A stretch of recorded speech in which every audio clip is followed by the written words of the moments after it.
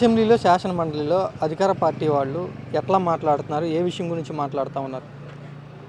ఇప్పుడు కొన్ని దశాబ్దాలుగా అసెంబ్లీ నడుస్తుంది. ఎప్పుడు కూడా ఇలాంటివి జరగలే. ఇప్పుడు ఈ పరిపాలన చేస్తే ఎలా ఉందంటే ఒక పాత పాట ఉంది, అత్తలేని కోడలు ఉత్తమరాలమ్మ అని.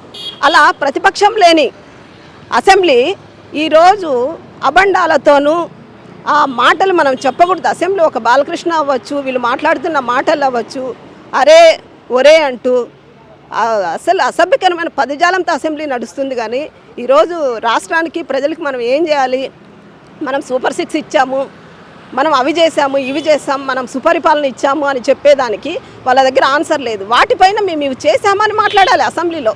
కానీ ఈరోజు జగన్మోహన్ రెడ్డి కోసం అసెంబ్లీ నడుస్తుంది, 11 మంది ఎమ్మెల్యేల కోసం అసెంబ్లీ నడుస్తుంది, మా శాసనసభ్యుల కోసం అసెంబ్లీ నడుస్తుంది, మా జగన్మోహన్ రెడ్డి మతం కోసం అసెంబ్లీ నడుస్తుంది. కానీ ప్రజల కోసం కానీ రాష్ట్రం కోసం కానీ ఈ అసెంబ్లీ నడవలేదు.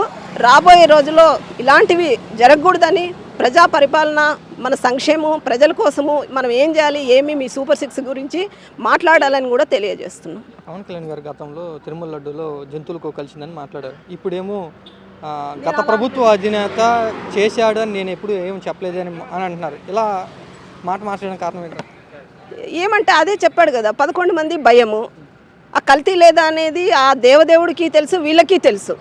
కానీ జగన్మోహన్ రెడ్డిని ఏ విధంగా ఎదుర్కోవాలి, జగన్మోహన్ రెడ్డి పైన ఆ రోజు ఆయన ఎవరు సినిమా డైరెక్టరు, ఆయన స్క్రిప్ట్లు ఇస్తే రాసేవాడు, సినిమాల్లో ఏ వేషాలు వేస్తే ఆ వేషాలు, రాజకీయంలో కూడా అవే వేషాలు, అవే స్క్రిప్ట్లో.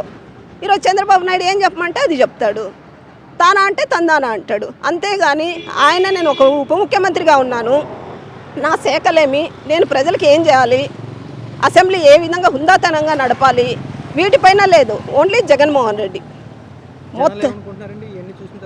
ఇప్పుడు జగన్ అందరూ అనుకుంటారు మేము ఇలాంటి ప్రభుత్వాన్ని ఎందుకు తెచ్చుకున్నాము, ఇలాంటి వాళ్ళకు ఓటేసాము, అనవసరంగా కాపులు కూడా మా నాయకుడు ఏదో మా కాపువాడు సీఎం అవుతాడు, మా కాపువాడు ఇలా ఉంటాడు అనే ఆశతో వేశారు.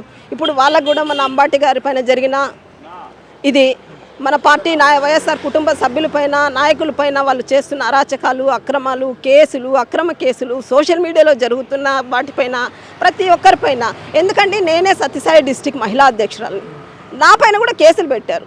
అసెంబ్లీలో బాలకృష్ణ గారు మాట్లాడింది తప్పు లేదంట, బాలకృష్ణ గారు మాట్లాడిన దాన్ని నేను ప్రశ్నించినందుకు నా పైన కేసులు.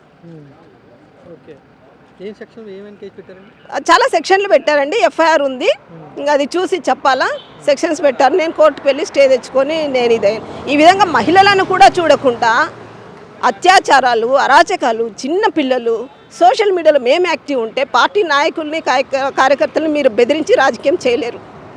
ప్రజలకు మనం మంచి చేయగలిగితేనే రాజకీయం చేయగలము.